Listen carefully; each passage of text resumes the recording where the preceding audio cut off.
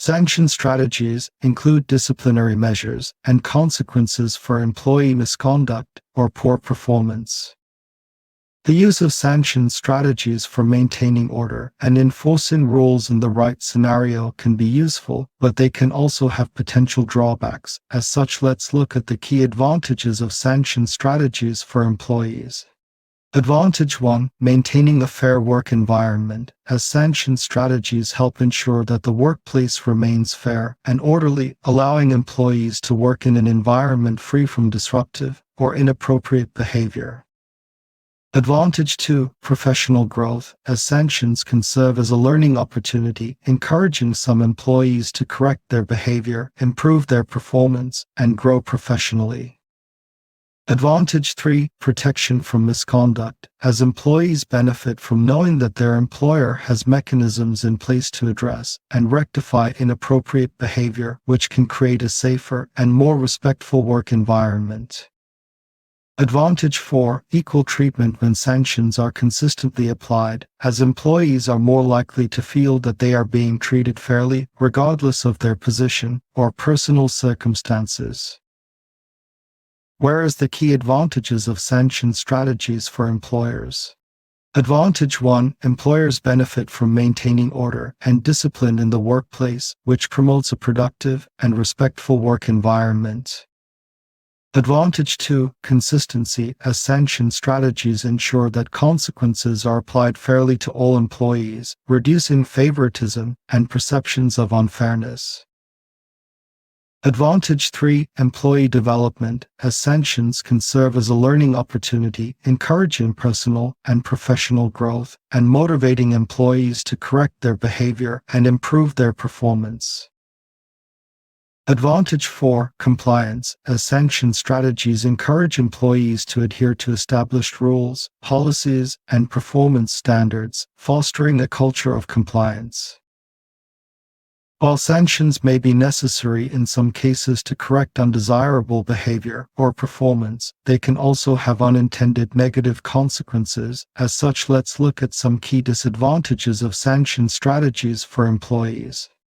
Disadvantage 1. Negative impact on morale, as sanctions can lead to reduced morale and motivation among employees, especially when they perceive the measures as punitive or unfair. Disadvantage 2. Stress and anxiety, as the prospect of disciplinary measures can create stress and anxiety among employees, impacting their overall well-being. Disadvantage 3. Resentment and conflict, as employees facing sanctions may harbor resentment, causing increased workplace tensions, and conflicts may arise if colleagues have differing opinions on the fairness of the measures taken. Disadvantage 4. Job insecurity, as sanctions can lead to job insecurity or even termination, causing financial and emotional stress for employees. And finally, let's focus on the key disadvantages of sanction strategies for employers. Disadvantage 1. Negative impact on morale, as sanctions can lead to reduced morale and motivation among employees, particularly those who feel unfairly treated or who perceive a punitive organizational culture. As well as increased workplace tensions, as sanctions can lead to workplace conflicts, as colleagues may have differing opinions on the fairness of the measures taken. Disadvantage 2. Productivity reduction, as employees facing sanctions may experience decreased productivity and engagement, impacting the organization's overall performance. Disadvantage 3. Legal risks, especially if sanctions are not applied correctly or are perceived as discriminatory, in which case the organizations may face legal risks, including potential lawsuits for wrongful termination or discrimination. Disadvantage 4. Reputation damage, as high employee turnover due to sanctions or a perception of a punitive culture can damage an organization's reputation and make it less attractive to potential employees. In conclusion, sanction strategies can be a useful tool for managing employee behavior and performance, but it is important to use them sparingly and as a last resort after other interventions have failed.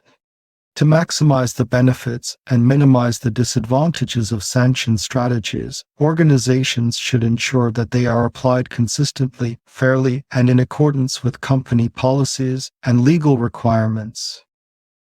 Organizations should focus on creating a positive and supportive work environment that encourages positive behavior and provides opportunities for employees to succeed. For example, open communication, employee support, and a focus on constructive feedback and improvement can help mitigate the negative impact of sanctions on employee morale and motivation. Additionally, organizations should emphasize preventive measures and positive reinforcement to encourage desired behaviors and reduce the need for sanctions. Thanks for watching, and we hope you found this video helpful.